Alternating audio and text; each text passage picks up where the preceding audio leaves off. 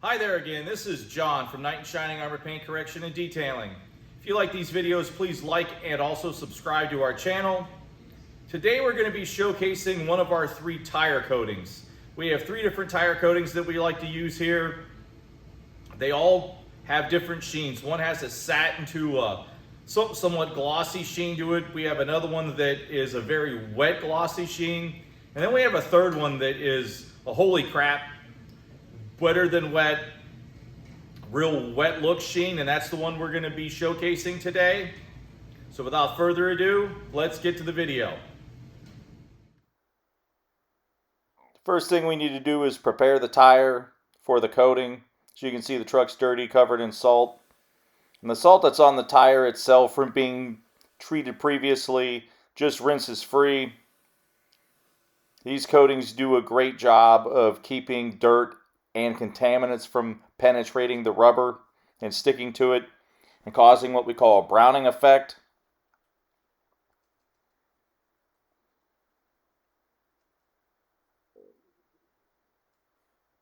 As you can see, we're spraying down the wheel and tire and wheel well with some cleaner.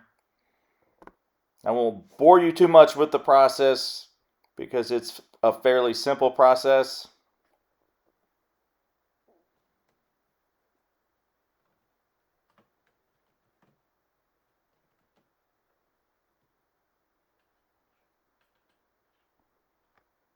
And as you can see, as I'm scrubbing down the tire, generally tires give off a browning effect.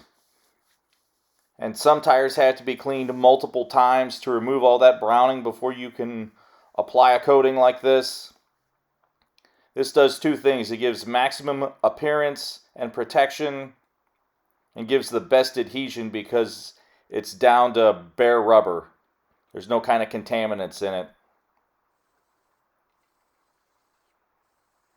And most detailers use what they call a wheel woolly to clean the barrels. We have an attachment and a drill that kind of speeds up the process for us.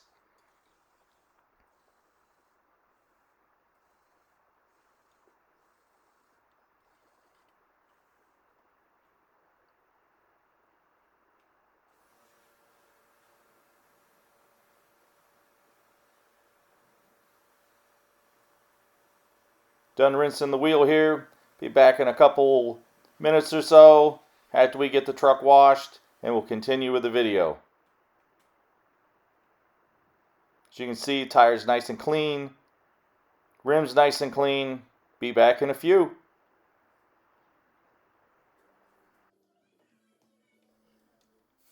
Okay, the first thing we're going to do is take compressed air or forced air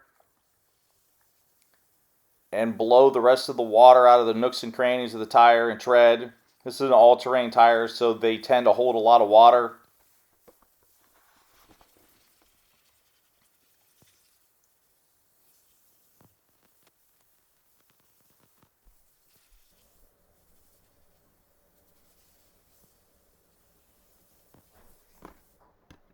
Now we're going to go grab our heated forced air that helps dry any excess water that might be remaining between the wheel and the tire. This is the same thing we use to blow dry vehicles that we wash that have been previously treated either with one of our 3 or 6 month nano ceramic sealants or any of the vehicles that we have previously ceramic coated.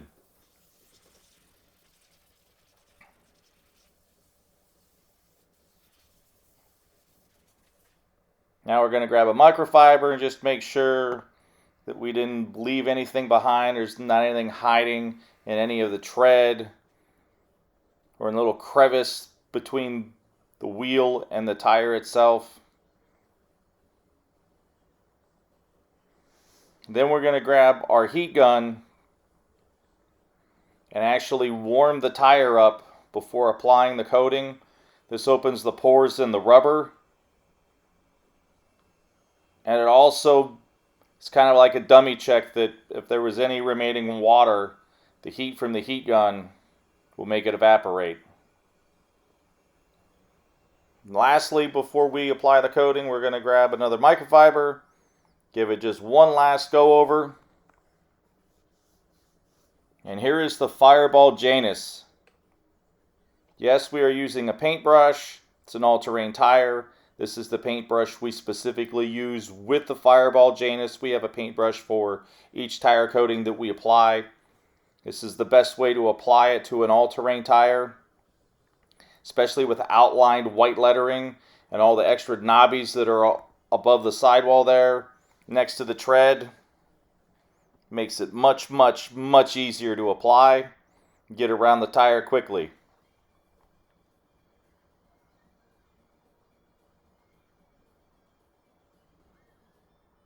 You can't forget about the little offset there between the wheel and the tire.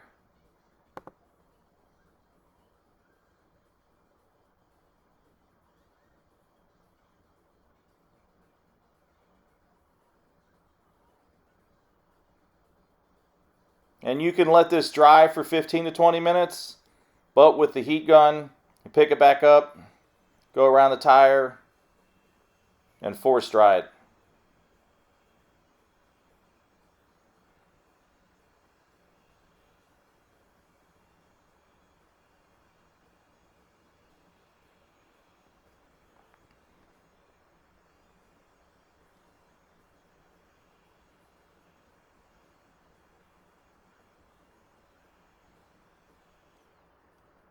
Then you can apply a second coat.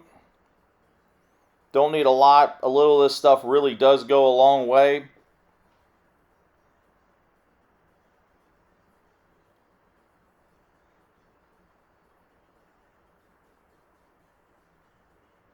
And you can't see it, but the vehicle is actually sitting on some 1x6s that have been cut to about a foot in length.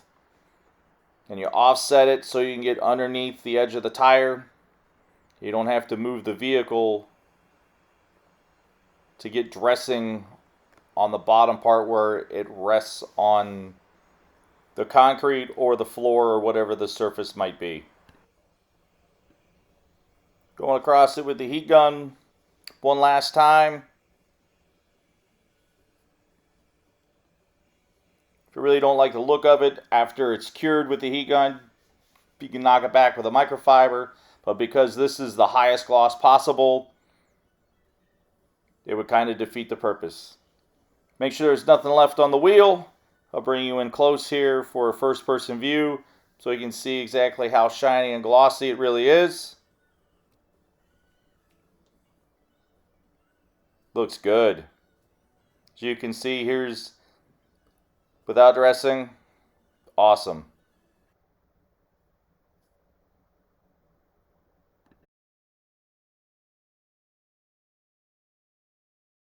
Final thoughts on our tire coatings.